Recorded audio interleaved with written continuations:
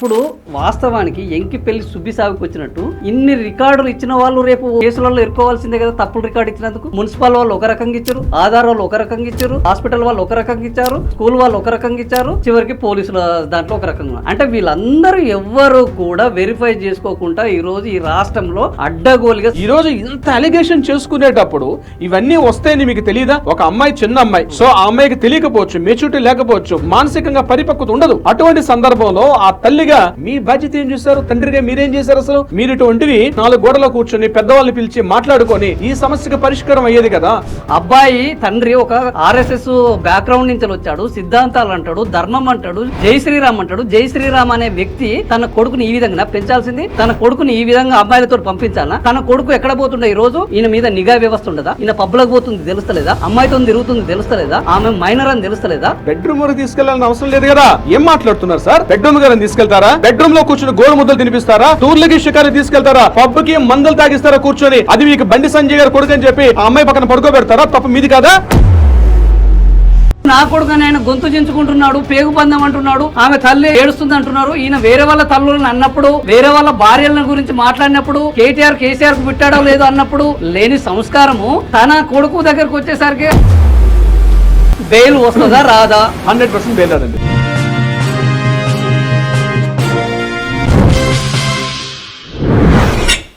ఇప్పుడు అమ్మాయి minor major అనేది ఒకటి జరిగింది. సరే 4-5 రికార్డులు ఉన్నాయి. 4-5 రికార్డులు ఉన్నాయి. ఇప్పుడు మనం చాలా టెక్నాలజీ పరంగా అప్డేటెడ్ టెక్నాలజీ ఉన్నాం. ఒక అమ్మాయికి ఎలాంటి రికార్డు లేకపోయినా ఆమె మీద కార్బన్ టెస్టులు చేసి ఆమె నిమిషాలు సెకండ్లతో సహా వాళ్ళ యొక్క పుట్టిన తేదీని వాళ్ళ యొక్క వయస్సుని గణించే టెక్నాలజీలో ఉన్నాం. ఇన్ని టెక్నాలజీలు ఉన్న తర్వాత ఈ అమ్మాయిది ఏదో 2021లో ఒక కేసు అయింది, యాక్సిడెంట్ కేసు అయింది, అందులో మేజర్ అని, ఆ తర్వాత ఇంకొక బర్త్ సర్టిఫికెట్ లో ఒకటి ఉందని ఇన్ని రకాలు వస్తే ఇప్పుడు వాస్తవానికి ఎంకి పెళ్లి సుబ్బి సాగుకు వచ్చినట్టు ఇన్ని రికార్డులు ఇచ్చిన వాళ్ళు రేపు కేసులలో ఇరుకోవాల్సిందే కదా. తప్పుడు రికార్డు ఇచ్చినందుకు ఒకటే రికార్డు ఉండాలి. ఒక బర్త్ కు మున్సిపల్ వాళ్ళు ఒక రకంగా ఇచ్చారు, ఆధార్ వాళ్ళు ఒక రకంగా ఇచ్చారు, ఆ తర్వాత హాస్పిటల్ వాళ్ళు ఒక రకంగా ఇచ్చారు, ఆ తర్వాత స్కూల్ వాళ్ళు ఒక రకంగా ఇచ్చారు, చివరికి పోలీసుల దాంట్లో ఒక రకంగా. అంటే వీళ్ళందరూ ఎవ్వరు కూడా వెరిఫై చేసుకోకుండా ఈ రోజు ఈ రాష్ట్రంలో అడ్డగోలుగా సర్టిఫికెట్లు వస్తున్నాయి. వీళ్ళందరూ కూడా బాధ్యులే కదా. అందులో అమ్మాయికి బాధ్యత ఏముంది? ఈ రోజు విక్టిమ్ గా ఉన్న అమ్మాయిని ఆ అమ్మాయినే తప్పుపట్టే కార్యక్రమం చూడడం ఎంతవరకు కరెక్ట్? ఎంతవరకు కరెక్ట్ అంటే ఇప్పుడు ఆవిడ ఏదైతే తెర మీదకి తీసుకొచ్చినటువంటి విషయం ఏదైతే ఉందో, అప్పుడు అమ్మాయి తీసుకొచ్చిన విషయం ఏంటి? ఇదంతా ఎక్కడ చుట్టూ తిరుగుతోంది? ఆ అమ్మాయి అలిగేషన్ స్టార్ట్ చేసింది కాబట్టి ఏమని అలిగేషన్ స్టార్ట్ చేసింది? ఫస్ట్ ఆమె చెప్పిన అలిగేషన్ ఏంటంటే నా పైన 3 సార్లు అత్యాచారం జరిగింది, అనేక దఫాలుగా అత్యాచారం జరిగిందని చెప్పి ఆవిడ ఒక డిక్లరేషన్ ఎప్పుడైతే ఇవ్వడం జరిగిందో దాని మీద కదా ఈ వ్యవస్థ అంతా జరిగింది. కానీ ఒక కామన్ మెన్ కి, ఒక లేమెన్ కూడా ఉంటుందండి. ఎలా ఉంటుందంటే కాసేపు మనం చట్టాలు ఈ మీరు మాట్లాడుతున్న ఎవిడెన్స్ కాసేపు పక్కన పెడితే సాధారణంగా ఒక భారతీయ మహిళ, ఒక సాధారణ ఇంట్లో ఉన్నటువంటి ఒక మహిళ, వయసు వచ్చినటువంటి కూతురు, సొంత తండ్రి అయినా సరే వయసు వచ్చిన కూతురు, అమ్మాయి కాస్త మేజర్ అయింది, ఇంట్లో కాస్త తిరుగుతుంది అన్నటువంటి ఒక అమ్మాయికి ఇంట్లో సొంత తండ్రి కూడా దగ్గరగా చెయ్యి వేస్తే ఏ తల్లి కూడా హర్షించదు. ఇది నేను చెప్పే నైతికత. నేను చట్టం గురించి మాట్లాడట్లా.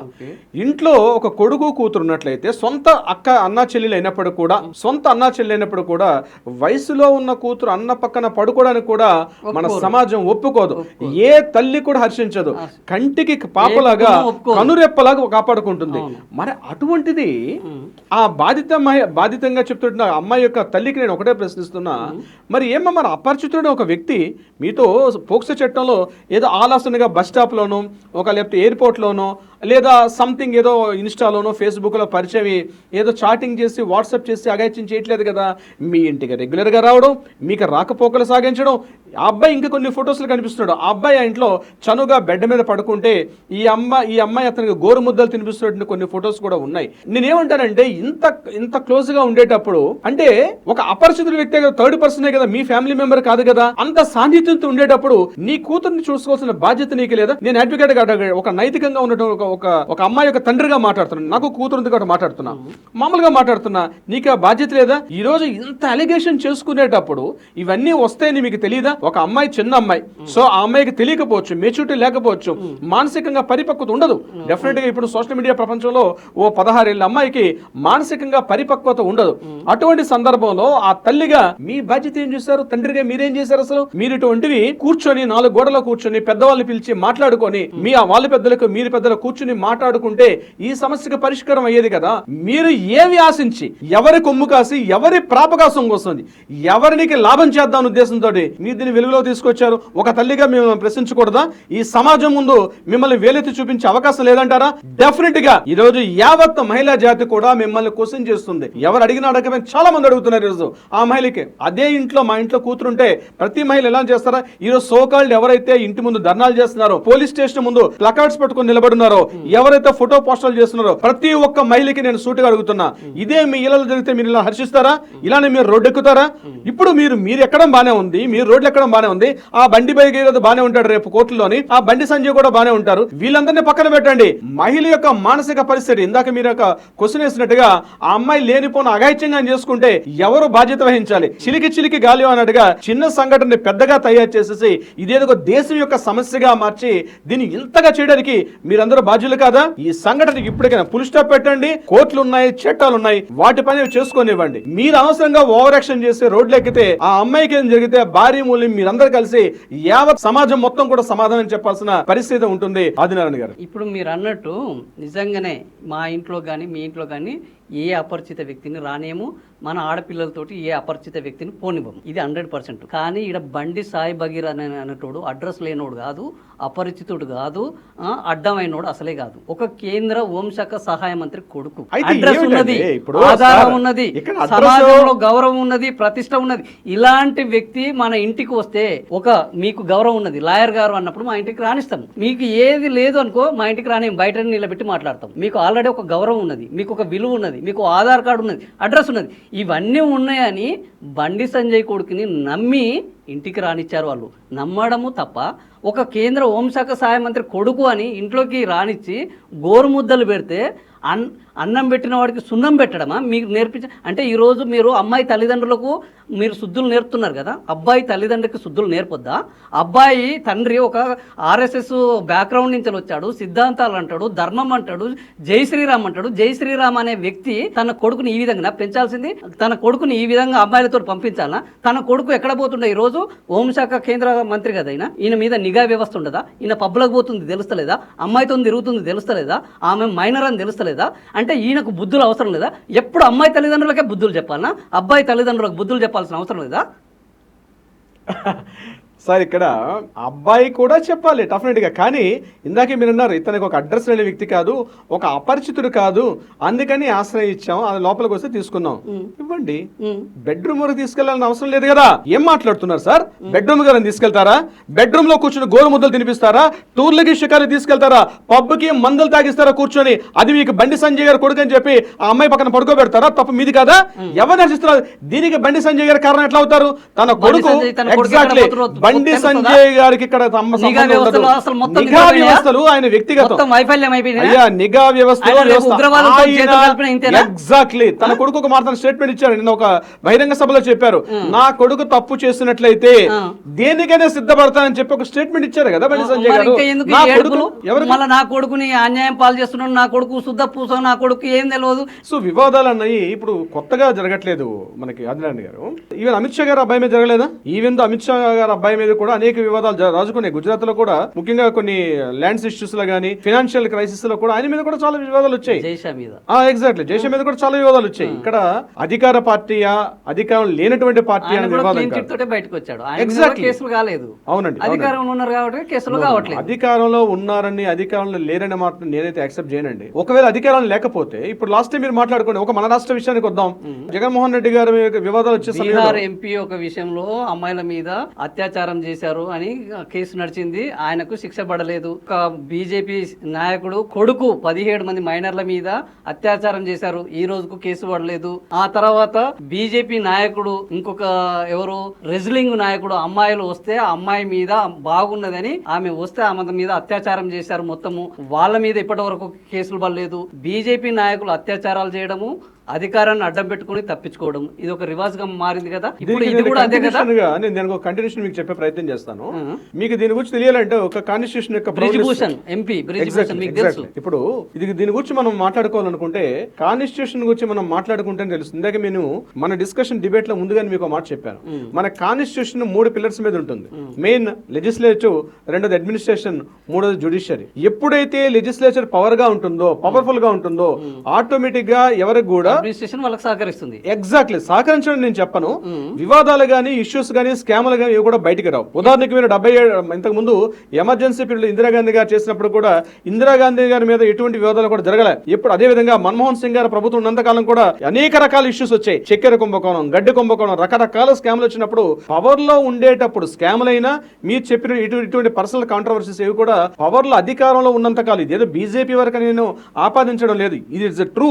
అది ఏ పార్టీ, కాంగ్రెస్ బీజేపీయా మరొక పార్టీ నేను చెప్పట్ల, అధికారంలో ఉన్నంత కాలం ఖచ్చితంగా వాటికి ఒక ప్రొడక్షన్ ఉండే అవకాశం ఉంటుంది. కానీ ఆ అధికారం మార్పిడి జరిగిన తర్వాత, ఉదాహరణకి మీరు లాస్ట్ టైం చెన్నైలో తీసుకోండి, డిఎంకే పార్టీ అధికారంలో ఉందంటే ఏఐడిఎంకే జయలలిత గారిని జైల్లో పెట్టడం, ఏఐడిఎంకే పవర్ లోకి వచ్చిందంటే డిఎంకే కరుణానిధి గారిని జైల్లో పెట్టడం. ఇది యాక్చువల్లీ దట్ ఈస్ ద నేనేమంటాను బ్యూటీ ఆఫ్ ద కాన్స్టిట్యూషన్ అంటాను. అంటే అధికారం ఉన్నంత సేపు కూడా వీటిని కాస్త కొంతవరకు ఉపేక్షించే అవకాశం ఉంటుంది. కానీ చట్టం మాత్రం కొంత, అందుకే మీకు స్టార్టింగ్ లో మన డిబేట్ స్టార్టింగ్ చెప్పా, చట్టానికి ఎవరో చుట్టాలు కాదు, కాస్త టైం పడుతుంది. కానీ మీరు అన్న దాంట్లో ఒక చిన్న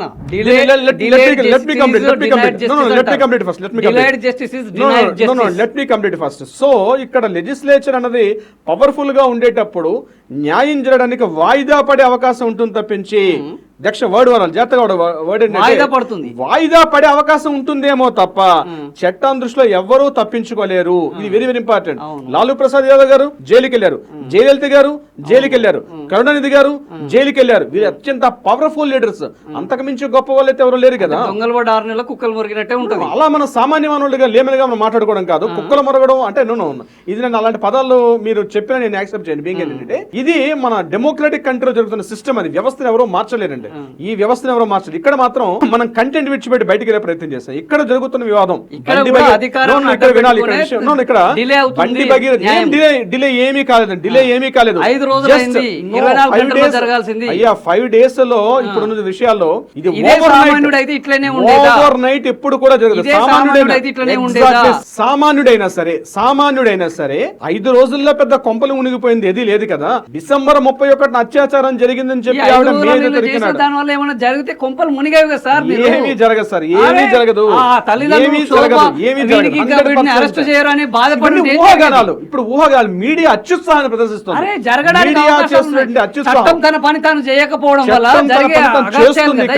చట్టం తన పని చేస్తుంది కాబట్టి ఈ రోజు కూడా బాధితురాల తరపున ఒక కమిటీ వేశారు. ఆ అమ్మాయికి ఇమీడియట్ గా ఒక కుకట్పల్లి డిఎస్పీ గారు వెళ్ళారు. ఆవిడ మళ్ళీ 3 గంటల పాటు విచారించి మరి ఆల్టర్ చేయడం కూడా జరిగింది. FIR నుంచి ఇది మీరు న్యాయం లేట్ అవుతుందని అనుకుంటారు. జరుగుతున్న వ్యవస్థ ప్రకారం జరుగుతున్నాయి. ఎక్కడ ఏం కూడా జరగలే. మీరన్నదే నిజమైతే ఒకవేళ అధికార పక్షాన్ని కొమ్ము కాస్తున్నారు అధికారులు అంటే తప్పనిసరిగా ఇక్కడ ఆర్డర్ చేయాల్సిన అవసరం కూడా లేదు. అందులోనూ సెక్షన్ 5I అన్నది చాలా పవర్ఫుల్ సెక్షన్. దాన్ని ఇంపోజ్ చేసే అవకాశం కూడా లేదు. మనం అనుకుంటాం ఒక కామన్ లేమెన్గా, కామన్ సిటిజన్గా మనకు అనుకున్నది ఏంటంటే ఓవర్ నైట్ మిరాకిల్స్ జరిగిపోవాలి, ఓవర్ నైట్ అద్భుతాలు జరిగిపోవాలి. అదిగో నేరం చేశాడు, ఇది ఇక్కడ జరిగింది కాబట్టి ఇమ్మీడియట్గా ఉరిశిక్ష వేసి అనుకుంటాం. కానీ భారతీయ ప్రజాస్వామ్య వ్యవస్థలో న్యాయ వ్యవస్థ యొక్క ఉద్దేశం అది కాదు. అనేక సందర్భాలు నేను చెప్తున్నట్టు ఇందాక ఎగ్జాంపుల్ చెప్పినట్టుగా కలకటా ఇష్యూని మేము తీసుకున్నప్పుడు కొన్ని వందల వేల ఎపిసోడ్లు చేస్తే మన ఆడియన్స్ సుమారు కొన్ని కోట్ల మందిని ఆమోదించారు. ఆ టైంలో కూడా అప్పుడు కూడా ఇలాగా అనుకున్నారు, న్యాయం జరిగింది, అక్కడ నిందితుడు ఉన్నాడు కాబట్టి వీడిని తీసుకెళ్లి శిక్షించమని చెప్పి. కానీ కోర్టులో చట్టాలు జరగాల్సిన కొద్ది డిలే మీరు చెప్పినట్టుగా ఓవర్ నైట్ సామాజిక దృక్పథం ఉన్న న్యాయవాది, అది అందరికీ తెలిసిందే. నేను కొత్తగా పరిచయం చేయాల్సిన అవసరం లేదు. రవీంద్రనాథ్ గారు అవతల వైపు ఎవరున్నా న్యాయం గురించి మాట్లాడతారు అనే దీనికి కొత్తగా పరిచయం లేదు. కానీ ఇక్కడ నేను చెప్పేది ఏంటంటే చట్టంలో మీరు అన్నట్టు కొంత లేటు కావచ్చు కానీ శిక్ష పడుతుంది అంటున్నారు. నేనేమంటారంటే delayed justice is denied justice. న్యాయము లేట్ అయిందంటే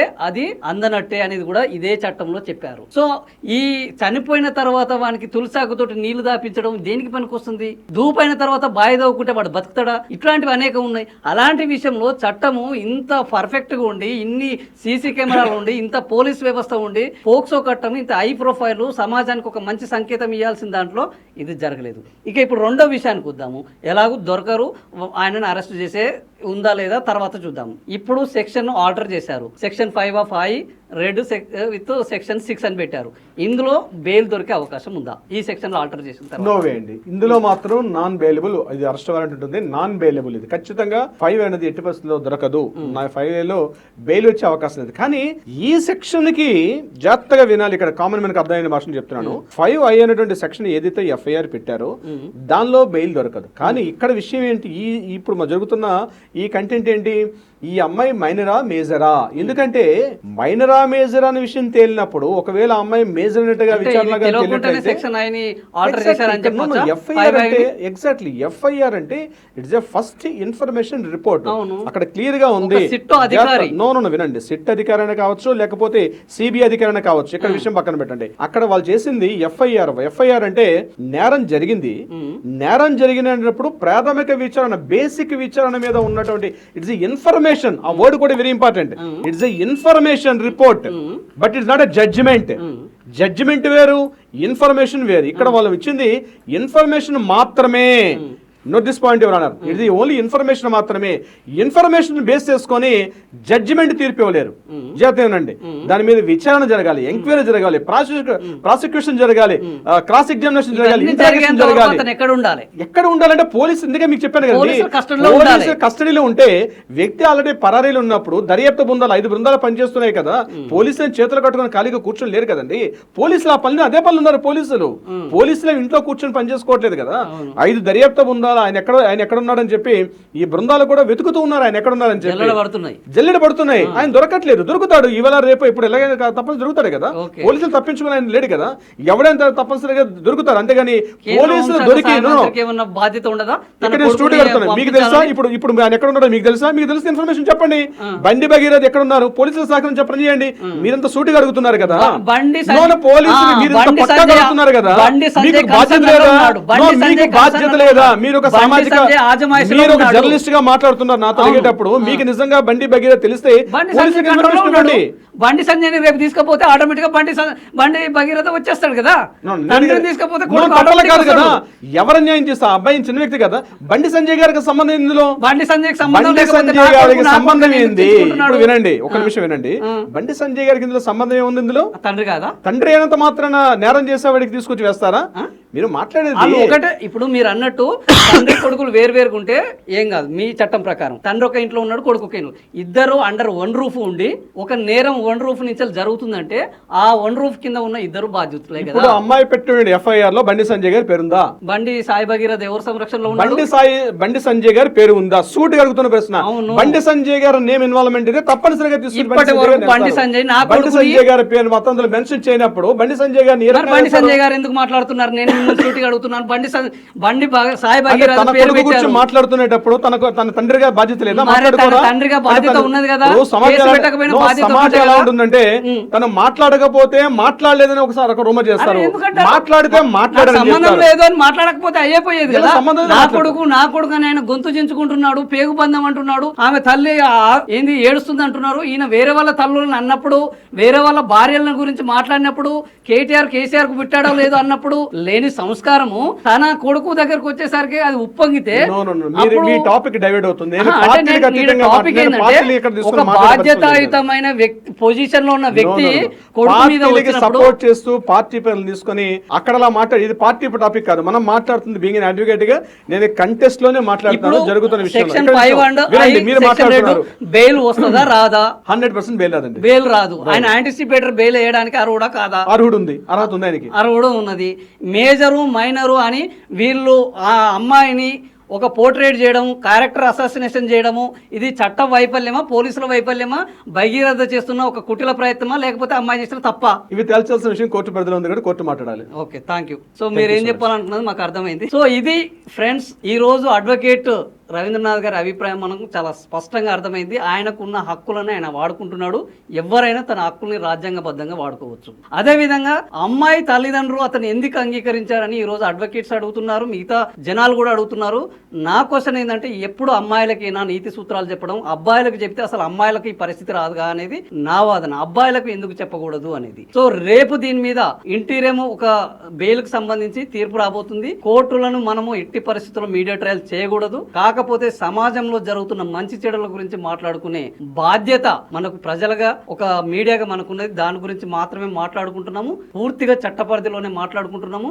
మేం మాట్లాడే దాంట్లో మంచి ఉందా చెడు ఉందా మీ అభిప్రాయాలను కామెంట్ల రూపంలో తెలియజేయండి. ఇది నచ్చితే నలుగురికి షేర్ చేయండి. సమాజంలో తప్పు చేసిన వాళ్ళు ఎవరైనా సరే వాళ్ళకు శిక్ష పడే విధంగా మన సమాజాన్ని మంచిగా డెవలప్ చేసుకుందాం అనే దానికి సహకరించండి. Thank you for watching this video.